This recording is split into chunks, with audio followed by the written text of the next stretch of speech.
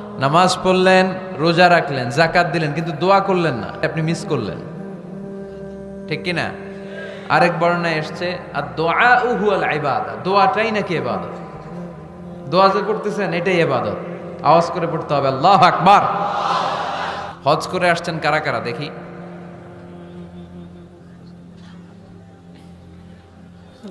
অনেক হাজি সাহেবান আছে, মাশাআল্লাহ, হাত নামান।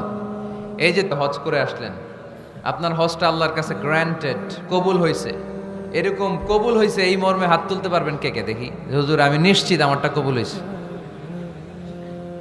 নাই, কারণ কবুল করার মালিক কে? আমরা কামনা করি সব হাজি সাহেবানদের হজ কবুল হোক। আমিও হজ করেছি 2018 সালে। আমরা কামনা করি আমাদের হজ উমরাগুলো কবুল হোক, কিন্তু হাত তুলে বলা যাবে না হুজুর আমারটা কবুল হইছেই, বলা যাবে? হইতেও পারে, নাও হইতে পারে। হাজি সাহেব লেখার জন্য, আলহাজ লাগানোর জন্য অনেকে যায়, আছে না নাই? তাওয়াফুল ওয়াদা একটা তাওয়াফ আছে, বিদায়ী তাওয়াফ। কি তাওয়াফ? হজের সব কাজ শেষে ফেরার আগে কাবা ঘরের সাথে দেখাটা, মোলাকাত করে আসতে হয়। আল্লাহর হাবিব বললেন সর্বশেষ দেখাটা যেন কাবা ঘরের সাথে হয়, 7টা তাওয়াফ যেন সে করে।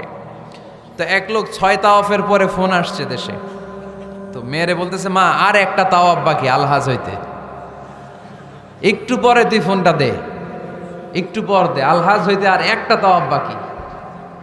তো উনি গেছে কি হওয়ার জন্য? আলহাজ হওয়ার জন্য। নামের আগে আলহাজ লাগাবেন না। কেউ যদি আপনারে বলে হাজি সাহেব, বলুক, কিন্তু আমি হজ করছি একজনের দেখানোর জন্য। তিনি কে? আল্লাহ। এজন্য ইখলাসটা বড় জরুরি। লোক দেখানো মনোভাব আমাদের সব কিছুকে ধ্বংস করে দেয়। তো যারা হজ করেছেন কেউ কিন্তু হাত তুলতে পারলেন না যে হুজুর আমি 100% কনফার্ম যে আমার হজটা কবুল হয়েছে। কিন্তু আল্লাহর হাবিব বলেন রহমতের নজরে তোমার আব্বা আম্মার চেহারার দিকে যদি একবার তাকাও, মুহূর্তেই একটা কবুল হজের সওয়াব তোমার আমল নামে আল্লাহ দিয়ে দিবে। চিল্লায় পড়েন আল্লাহু আকবার। নামাজ পড়লেন, রোজা রাখলেন, যাকাত দিলেন, কিন্তু দোয়া করলেন না, আপনি মিস করলেন, ঠিক কি না? আরেক বর্ণনায় এসছে আর দোয়া হুয়াল ইবাদা, দোয়াটাই নাকি ইবাদত। দোয়া যে করতেছেন এটাই ইবাদত। আওয়াজ করে পড়তে হবে আল্লাহু আকবার। আমরা আব্বা আম্মারে রেখে দিয়ে অমুক দরবারে যাই, অমুক দরবারে যে দোয়া চাই। আসল বড় দরবার যে আমার ঘরে, এটাই বলে যাই।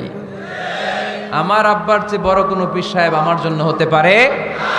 আমার মায়ের চেয়ে বড় দোয়াকারী আমার জন্য পৃথিবীতে থাকতে পারে?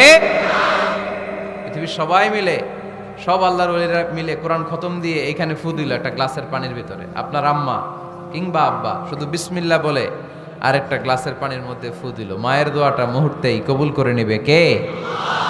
আম্মা আব্বার চেহারার দিকে তাকালেই কবুল হজের সওয়াব দেয় কে? এজন্য আব্বা আম্মা থেকে দোয়া নেওয়ার দরকার আছে না নাই? দোয়া চাইবেন, দোয়া চাইবেন। মায়ের মর্যাদা অনেক বেশি, বাবার চেয়ে 3 গুণ বেশি, কমসে কম। কয় গুণ বেশি? মা মা মা, তারপর বাবা, 3 বার মা। কয়বার মা? 1 বার বাবা। তার মানে মাকে ইসলাম দিয়েছে স্বর্ণ পদক, দিয়েছে রৌপ্য পদক, দিয়েছে ব্রোঞ্জ পদক, আর বাবাকে দিয়েছে সান্ত্বনা পুরস্কার। আমরা এটা নিয়েই খুশি, ঠিক কিনা? তাহলে মাকে 3টা পুরস্কার, স্বর্ণ পদকও মা, রৌপ্য পদকও মা, ব্রোঞ্জ পদকও মা, বাবারে দিছে কি? সান্ত্বনা পুরস্কার। এজন্য মায়ের মর্যাদা বেশি। লাউ কাতা'তা জিলদাক, চামড়া কেটে যদি মায়ের পায়ের জুতা বানিয়ে দাও। ছোটবেলা যে মায়ের বুকের দুধ খেয়েছো, আল্লাহর হাবিব বললেন 1 ঢোক দুধের শোধ আদায় হবে না, ঠিক কিনা? মায়ের এক ধার দুধের দাম, কাটিয়া গায়ের চাম, পাপস বানাইলে ঋণের শোধ হবে না। এমন দরদি ভাবে কেউ হবে না আমার মাহাগো।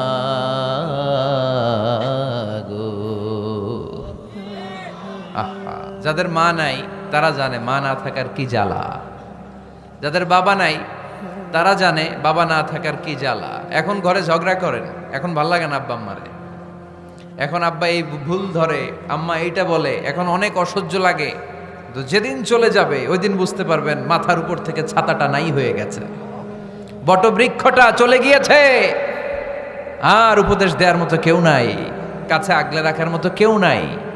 এজন্য আব্বা আম্মা থাকতে আমরা যেন আব্বা আম্মার কাছ থেকে দোয়া চাই। আব্বা আম্মার দোয়া কোনোদিন আল্লাহ তাআলা ফিরিয়ে দেয়। অনুরূপভাবে মুসাফিরের দোয়া আল্লাহ ফিরিয়ে দেয় না। সফরে বেরোলেই দোয়া করবেন, পারবেন? মনে থাকবে? এখান থেকে ঢাকা যান না আপনারা, আনতা মুসাফির, এখান থেকে ঢাকা গেলে আপনি মুসাফির, দোয়া করা শুরু করে দেবেন। যদি জুলুমের শিকার হন, মাজলুম, ইত্তাকু দাওয়াতাল মাজলুম, আল্লাহর হাবিব সাল্লাল্লাহু আলাইহি ওয়াসাল্লাম বললেন মজলুমের বদদোয়াকে ভয় করো, কেননা মজলুমের বদদোয়া আর আল্লাহর আরশের মাঝখানে আল্লাহ কোনো পর্দা রাখে না। দোয়া করতে দেরি, এই দোয়া কবুল করে নেয় কে? মজলুমের দোয়া আল্লাহ তাআলা কবুল করে। এজন্য আব্বা আম্মার কাছ থেকে যেন আমরা বেশি বেশি দোয়া নিতে পারি। আল্লাহ তুমি তৌফিক দাও। দোয়া চাওয়াও সুন্নাহ, দোয়া করাও সুন্নাহ। বুঝতে পেরেছেন? দোয়া নিজের জন্যও করবেন, অন্যের জন্যও করবেন। রাজি আছেন তো? অনেকে বলে হুজুর আমার দোয়া আমি করব, আমি আরেকজনের জন্য করব কেন? ওনারটা উনি করুক, আমারটা আমি করি, এরকম কথা আছে না? নাই না, অন্যের জন্য দোয়া করবেন, এতে লাভ আছে। আপনি যখন কারোর জন্য দোয়া করেন, ফেরেশতারা আল্লাহর কাছে দোয়া করতে থাকে, আল্লাহ যেই দোয়া সে তার ভাইয়ের জন্য করলো, আগে দোয়াটা তার নিজের জন্য কবুল করে দাও।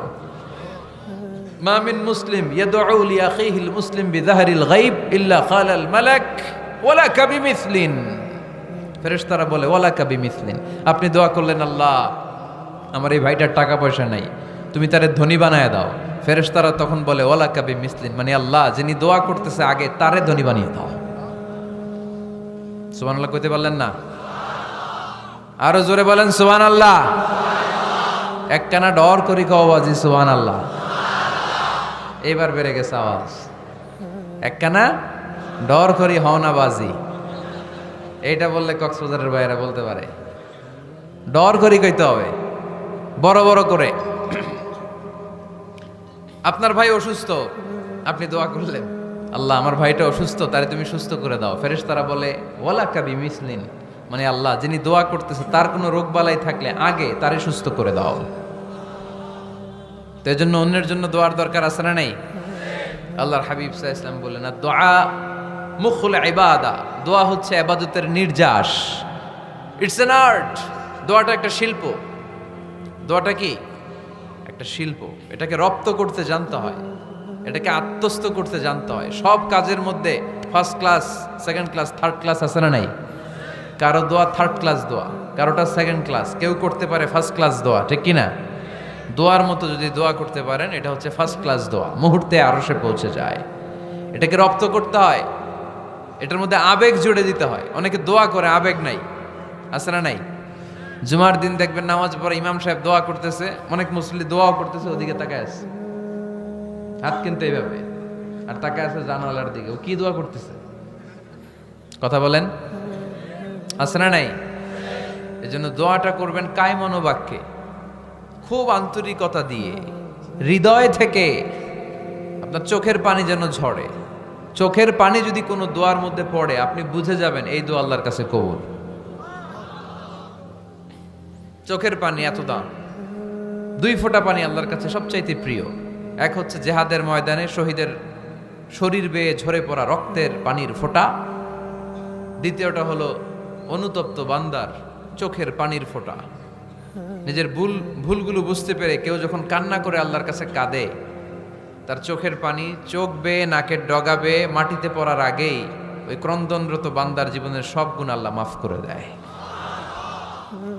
এজন্য কান্নার কোনো বিকল্প নাই, কাঁদতে হবে, কাঁদলেই ক্ষমা পাওয়া যাবে।